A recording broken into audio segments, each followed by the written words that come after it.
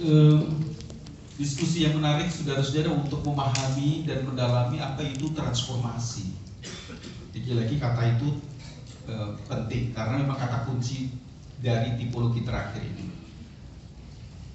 Niebuhr memang sangat menekankan bahwa ini tipe ideal, gitu ya, tipe ideal. Bahkan di sana sini kita bisa menangkap bahwa Niebuhr menyarankan bahwa ini tipe yang paling ideal dibandingkan dengan tipologi yang lain yang sifatnya memang mencari solusi bagaimana untuk melihat. Dan tentu saja ingat ya bahwa Niebuhr itu kan memberikan urian sejarah bagaimana Kristus dan kebudayaan itu, dan tentu saja saya harus mengingatkan bahwa bagaimana Kristus dan kebudayaan dalam pemikiran Niebuhr. Nah, betapapun saudara-saudara, ini menariknya itu kan ini pilihan gitu ya, artinya saran, bahkan ini dianggap sebagai sebuah tipe ideal. Nah, tetapi tentu saja bagaimana perwujudan dari transformasi itu.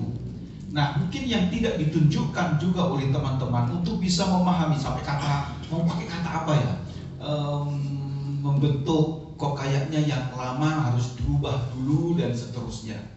Sebetulnya kita juga bisa belajar dan bagaimana nampak dari Kristus itu sendiri. Jadi kalau boleh dibilang, maka Kristus itu sendirilah sang reformator itu. Jadi bagaimana kita bisa menghayatinya?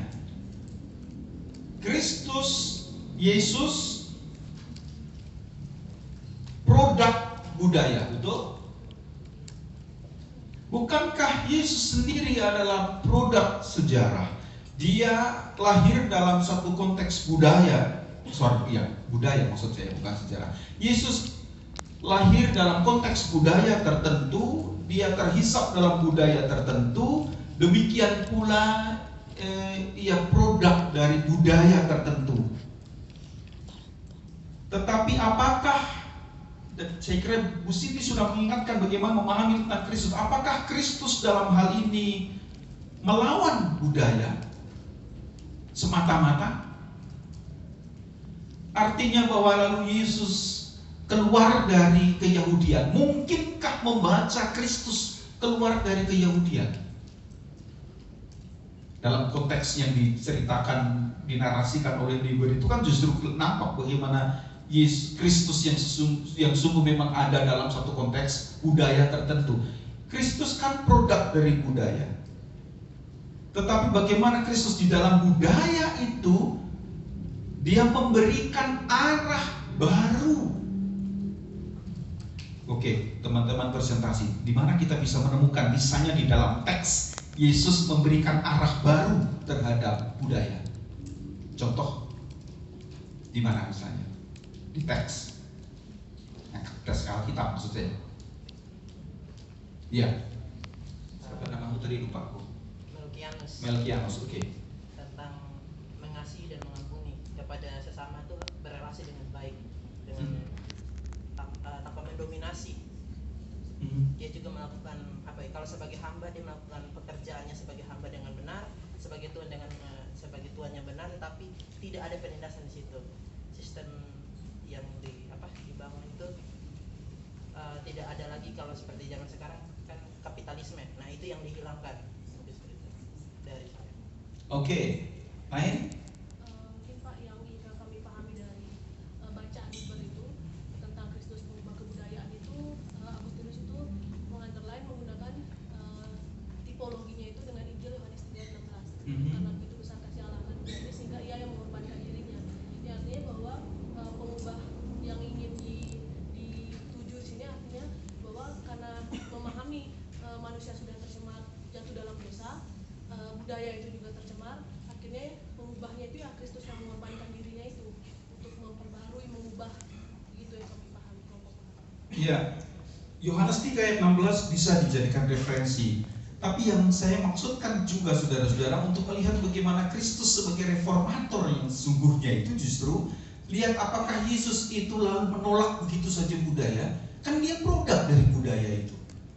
Dia ada di dalamnya. Tetapi bagaimana ia memberikan arah baru, ia memberikan makna baru, ia memberikan tenaga baru terhadap budaya itu.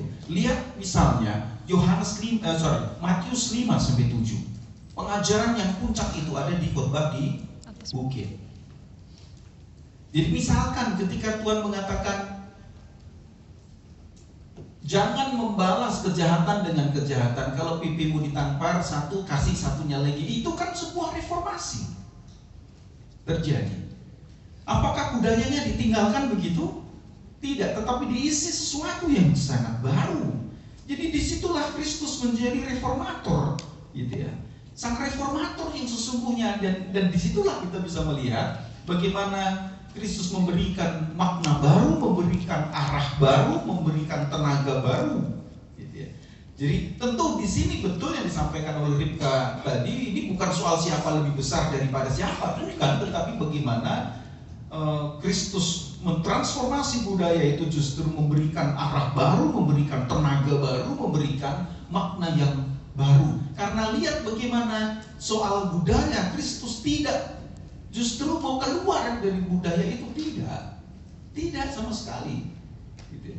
Tapi memang lihat bagaimana Kristus memberikan pula, masuk ke sana pula dengan daya kritis. Tadi ada kata kunci yang bagus yang sebetulnya dipakai tadi, inklusif, dialogis, tapi juga kritis. Gitu ya.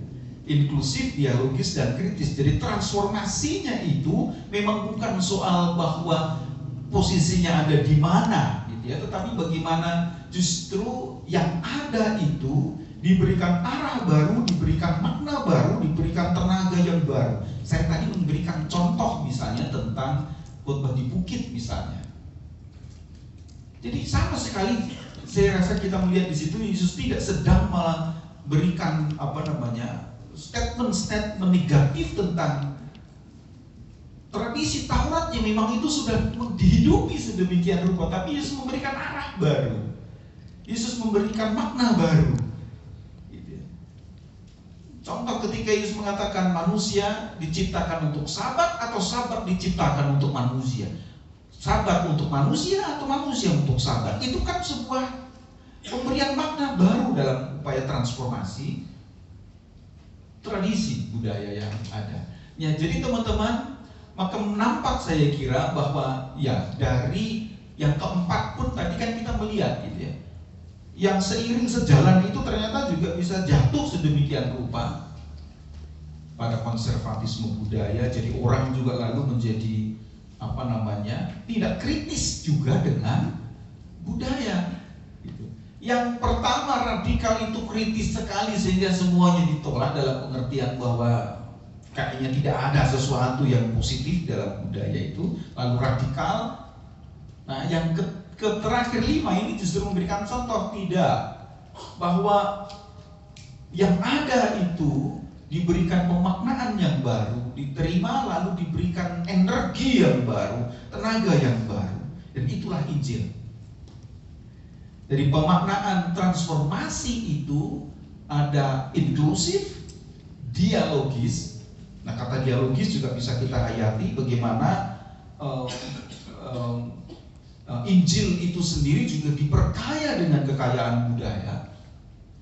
Kan begitu makna dialogis, tapi juga kritis.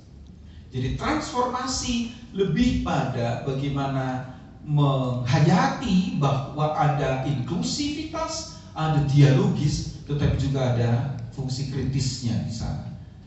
Nah, ini untuk merangkum, katakanlah begitu kalau boleh saya bilang, bagaimana masing-masing pada penekanan-penekanan tertentu dalam tipologi itu yang melahirkan beberapa kelemahan itu, dan sekarang dicoba untuk dilihat oleh Niebuhr bahwa ada yang bisa ditempuh bagaimana Kristus mentransformasi, karena Kristus tidak pernah menolak budaya, dia sendiri produk budaya, tetapi itu ditransformasi, diberi makna baru, diberi tenaga baru, diberi arah yang baru. Jadi apakah lalu budayanya itu diobok-obok?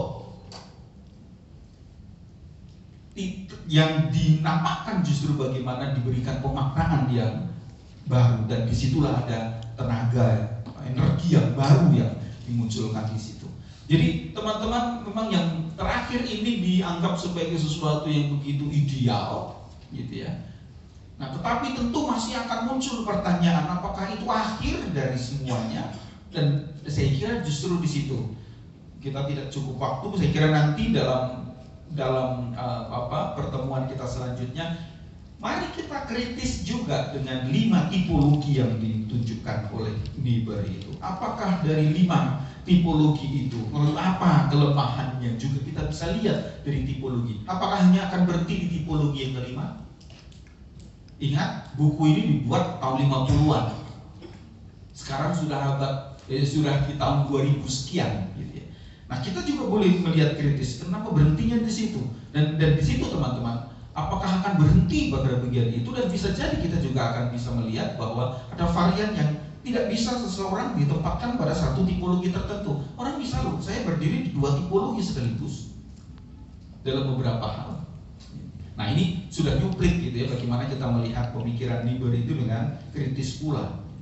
Nah, tetapi setidak-tidaknya kita melihat bahwa Niebuhr dengan tipologi transformasi memberikan nilai positif terhadap budaya, tetapi bahkan, nah ini mungkin kata yang juga bisa kita renungkan dan hayati gitu, atau kita pakai juga untuk apakah itu tepat. Transformasi juga bisa dipahami sebagai memberdayakan, ya, karena di dalamnya ada nilai baru yang memberi arah baru dan tenaga yang baru, jadi memberdayakan. Jadi itu tentu bukan semata-mata lalu hanya menolak budaya itu, tetapi bagaimana yang ada di dalamnya itu lalu diberdayakan. Tetap ada fungsi kritis, karena memang harus ada sesuatu yang dilakukan di sana, tapi budaya diberdayakan.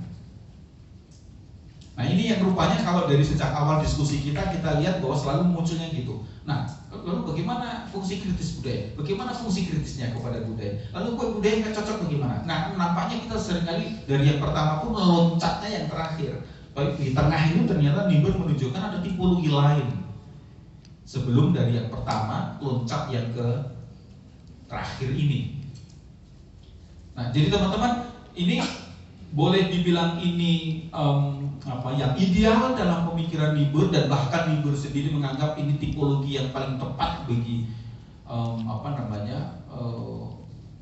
kalangan Protestan Calvin, gitu ya.